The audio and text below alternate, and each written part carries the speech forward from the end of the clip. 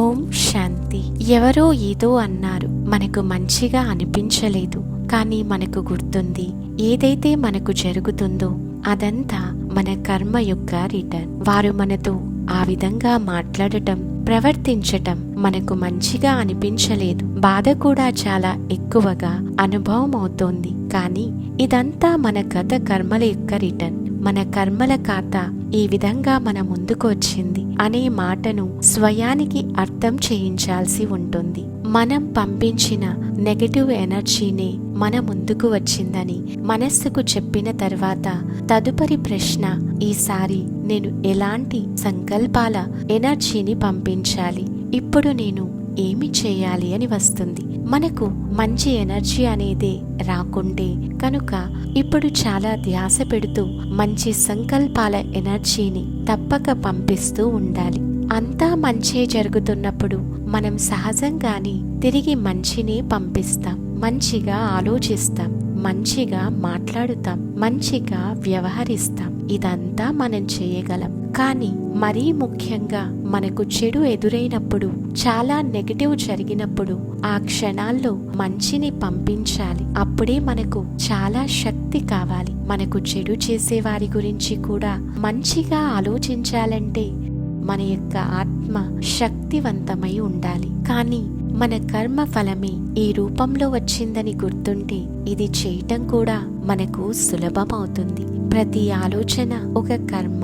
ప్రతి కర్మరూపీ బీజాన్ని చాలా ధ్యాసతో నాటాలి. మనం ఎటువంటి ఫలాలు కావాలని ఆశిస్తున్నామో అటువంటి బీజాలని నాటుతూ వెళ్ళాలి. చెప్పటం సులభమే, కానీ ఎదుర్కొనే శక్తి కావాలి. మన మనస్సుకు పరిస్థితులను ఎదుర్కొనే శక్తి కావాలంటే వెంటనే ఓంకార ధ్వనిని చేయాలి. ఓంకారము ఒక బ్రహ్మాస్త్రము. ఓంకారము, ఓం ధ్వని చేయటం ద్వారా ఒత్తిడి నుండి పూర్తి స్వేచ్ఛ లభిస్తుంది. మనస్సు ప్రశాంతంగా ఉంటుంది. ఓంకారము జీర్ణ వ్యవస్థను బలపరుస్తుంది, మనలో కొత్త శక్తిని నింపుతుంది. ఓంకారం అనే శబ్దం మన పరస్పర సంబంధాలను మెరుగుపరుస్తుంది. మన వ్యక్తిత్వంలోని మార్పు ప్రజలను ఆకర్షిస్తుంది. ప్రజలు మన మీద అసూయపడటం మానేస్తారు. ఆరోగ్యంగా ఉండటానికి ఓం ధ్వని ఉత్తమ మార్గం. మన మనస్సే నిర్ణయిస్తుంది. పరిస్థితులకు చిన్న పెద్ద పరిమాణం అనేది ఉండదు. ఆ పరిస్థితి చిన్నగా ఉందా లేక పెద్దగా ఉందా అనేది మన మనస్సే నిర్ణయిస్తుంది. మన మనస్సు ఒక పరిస్థితిని ఎంత చిన్నదిగా భావిస్తే అంతగా ఆ పరిస్థితిని ఎదుర్కోవటం మరియు తేలికగా దాటుకోవటం మనకు సహజమవుతుంది.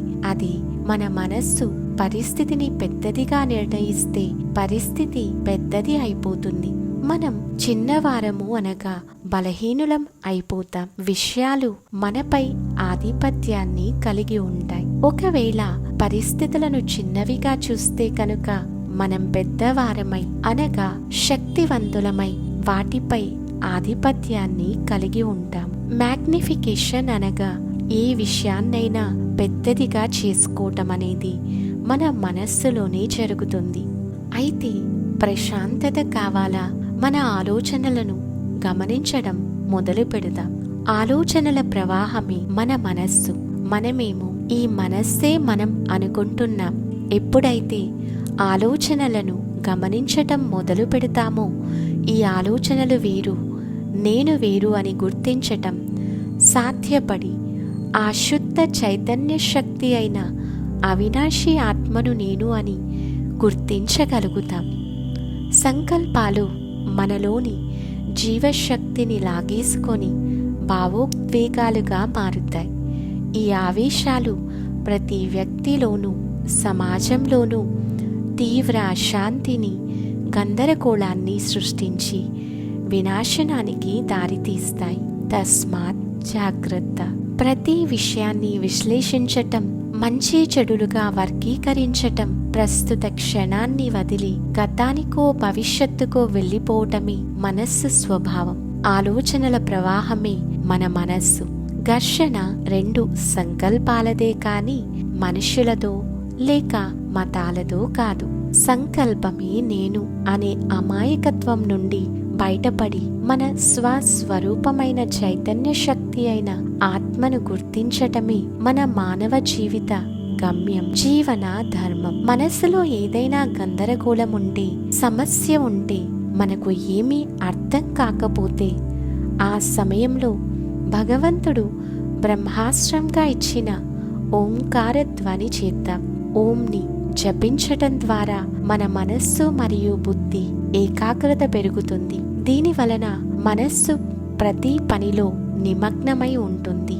ఓం ధ్వని చేయటం ద్వారా అన్ని రకాల టెన్షన్, డిప్రెషన్స్, శారీరక మరియు మానసిక ఒత్తిడి నుండి పూర్తి స్వేచ్ఛ లభిస్తుంది. మనస్సు ప్రశాంతంగా ఉంటుంది. ఇది జీవిత ప్రయాణాన్ని సులభతరం చేస్తుంది మరియు సరైన గమ్యాన్ని చూపిస్తుంది. మన మనస్సులో నాకు అన్నీ చాలా మంచిగా జరుగుతూ ఉన్నాయి అని అనుకుంటూ మంచి ఆలోచనలు, శుభ సంకల్పాలు చేస్తూ ఉంటే ఒకవేళ చెడు జరిగేది ఉన్నా అది కూడా మంచిగా మారిపోతుంది. ప్రపంచంలో సర్వ దుఃఖాలకు కారణం అహంతో కూడిన స్వార్థం. దానికి పరిష్కారం ప్రేమతో కూడిన త్యాగమే. సంబంధ బాంధవ్యాలలో హెచ్చు తగ్గులు, మనస్పర్ధలు సమాప్తమై అందరూ సంతోషంగా అన్యోన్యంగా ఉండాలంటే అందుకు ప్రేమే ఆధారం. ఎవరినైనా శాంతపరచగల ఓర్పు, దేనినైనా సాధించగల నేర్పు, ప్రతికూలతలను కూడా సహించే శక్తి ప్రేమ భావనలోనే ఇమిడి ఉంది. ఓం ధ్వనిని చేయటం ద్వారా మన హృదయంలో ప్రేమ పునరుజ్జీవనం పొందుతుంది. అప్పుడు మిగతా అన్ని సమస్యలు వాటంతట అవే పరిష్కరించబడతాయి. మన హృదయంలో ప్రేమను నింపుకున్న వ్యక్తి మరొకరి హృదయంలో ప్రేమను జాగృతం చేయగలరు. భగవంతుడు శివపరమాత్ముడు ఓం ధ్వని ద్వారా నవ సృష్టిని నిర్మాణం చేస్తున్నారు. ఆరోగ్యం, ఆనందం కోసం ఓంకారాన్ని చేద్దాం. అందరూ ఆరోగ్యంగా ఉండాలి, అందులో మనం ఉండాలి. ఓం ధ్వని చేయటం కూడా ఔషధమే. ఓం శాంతి.